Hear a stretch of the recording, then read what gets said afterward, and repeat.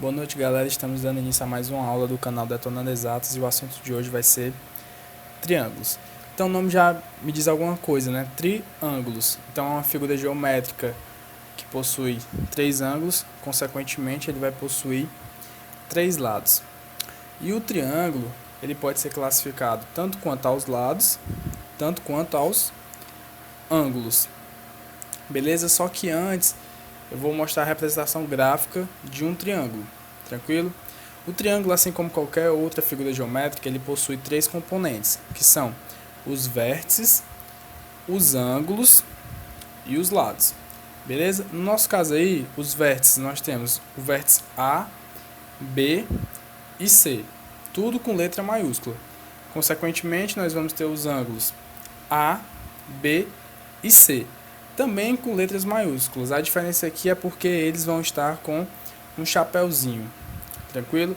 E os livros geralmente costumam adotar da seguinte maneira: os lados também, chamado de A, B e C, sendo letra minúscula, e o lado ele se opõe ao seu ângulo. Por exemplo, o lado C ele vai se opor ao ângulo C.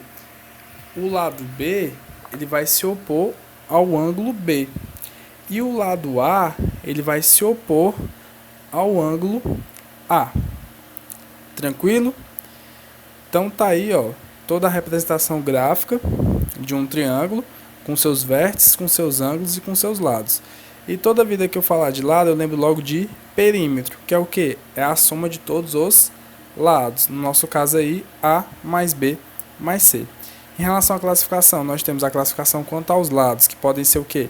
Escaleno, isósceles ou equilátero. O escaleno é quando todos os lados são diferentes. O isósceles é quando um lado apenas é diferente, ou seja, os outros dois lados são iguais. E esse lado diferente nós chamamos de base. Tranquilo? E o equilátero, todos os lados são iguais, ou seja, ele não possui nenhum lado diferente. A representação gráfica, né, dos três triângulos, um escaleno, isósceles e o equilátero. E nesse caso aqui, ó, a representação gráfica está sendo por meio de pauzinhos. O equilátero, como os três lados são iguais, então é um pauzinho para cada lado. Consequentemente, são três lados iguais, três ângulos iguais.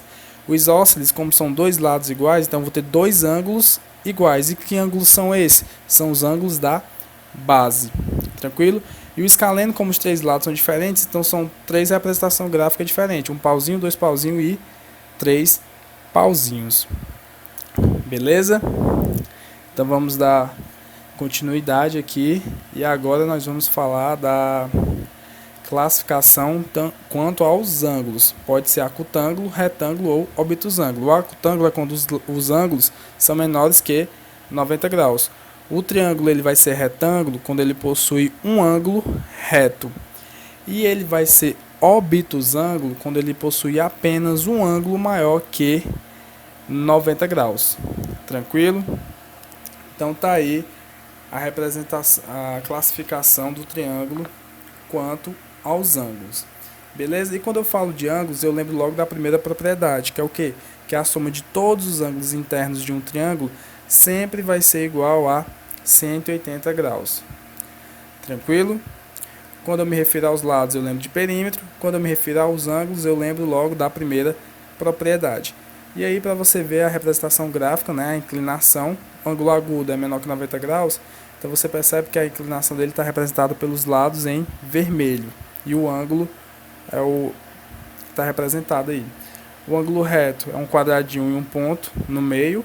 E o ângulo obtuso está sendo representado pelos...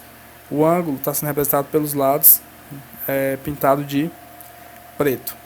Eu vou dar uma pausa agora e vamos dar continuidade. Vamos falar da segunda propriedade, que é o ângulo externo. Próximo vídeo. Até mais, pessoal.